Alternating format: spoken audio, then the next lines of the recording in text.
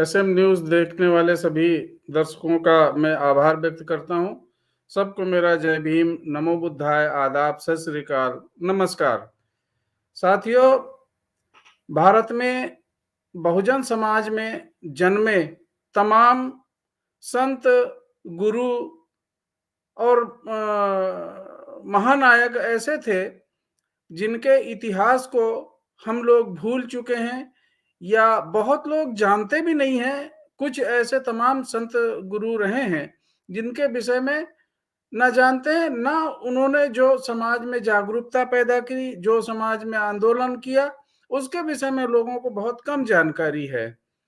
ऐसे महापुरुषों में एक स्वामी अछूतानंद, उत्तर प्रदेश के मैनपुरी में एक सिरसागंज एक जगह है, वहां पर एक उमरी गांव है। उस उमरी गांव में स्वामी एक बालक का जन्म हुआ था। इनके पिताजी का नाम मोतीराम था, जो वहां एक छावनी थी, उसमें वो काम करते थे।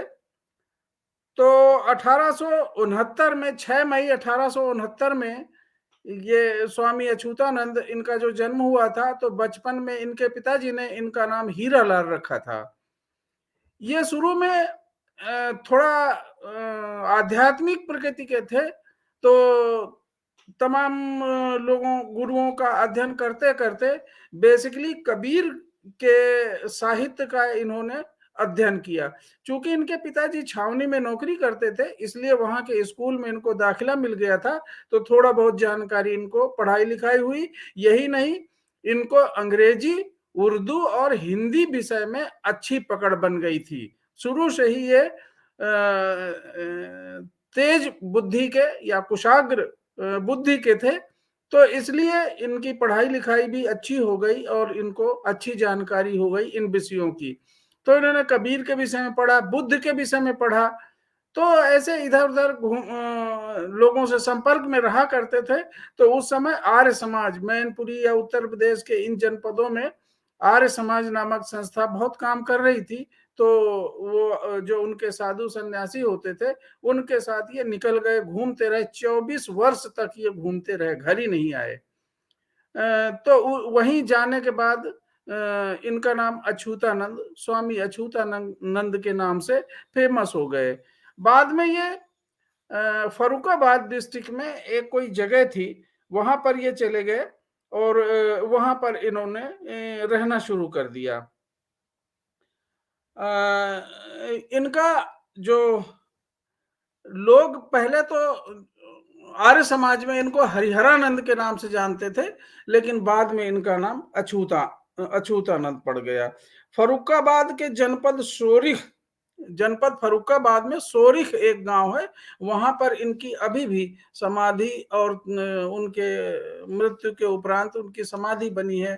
उनका एक मंदिर बना है जहां उनकी मूर्ति है, जहां उनके विषय में तमाम पुस्तकें या इस तरह के उत्तर प्रदेश के बहुत कम जगहों में इनको लोग जानते हैं। तो इनके इतिहास के विषय में थोड़ी बहुत जानकारी मुझे भी मिली, तो मैंने इनका जो साहित्य है या इनकी कुछ किताबें इकट्ठा की।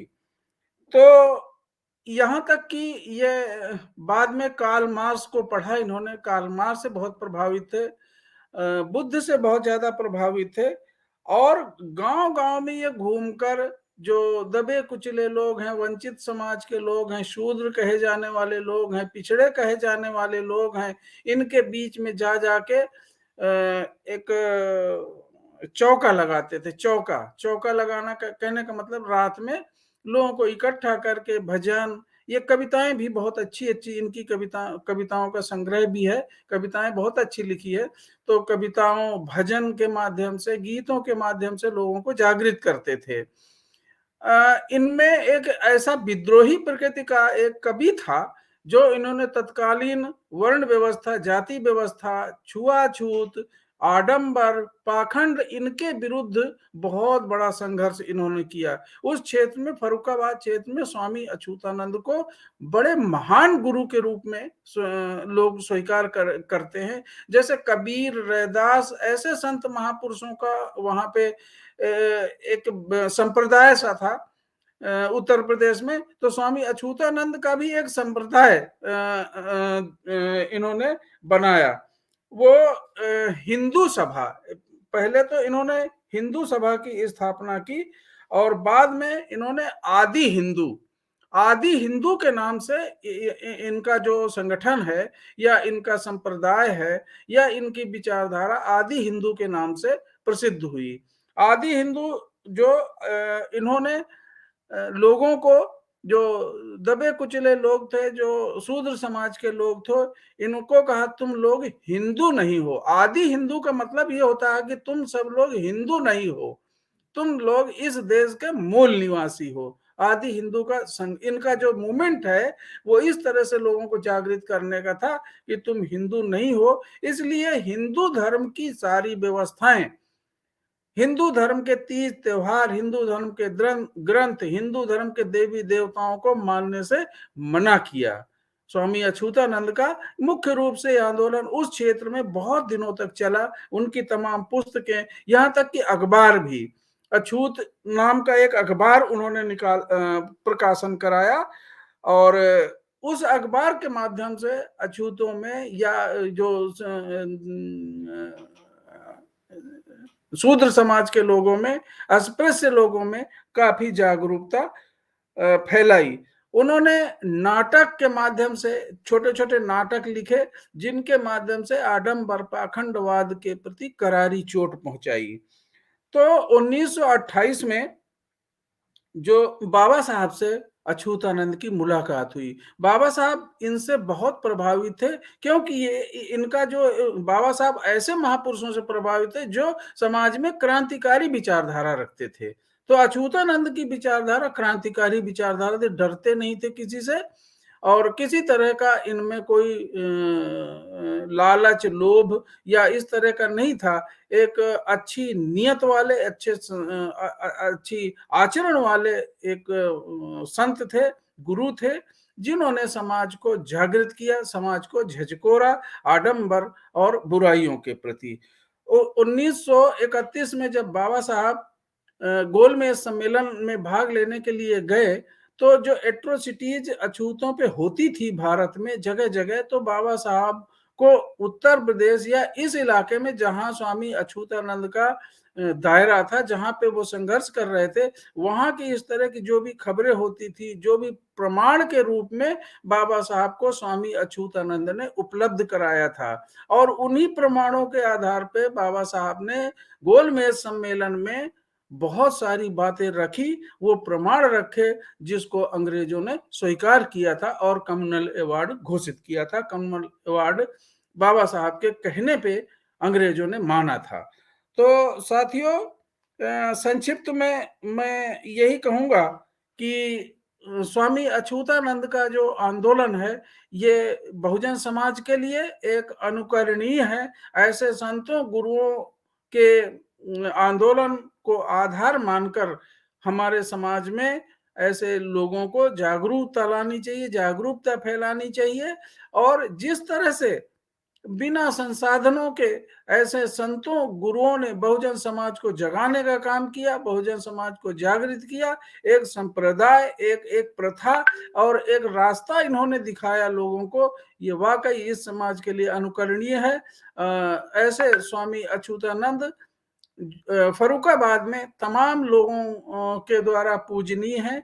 उनको एक संत या गुरु, अपना आध्यात्मिक गुरु मानते हैं और उनकी अनुयायियों की तादाद उत्तर प्रदेश ही नहीं और यहाँ तक कि पंजाब या हरियाणा या मध्य प्रदेश, छत्तीसगढ़ में भी स्वामी अछूतानंद को काफी लोग जानते हैं।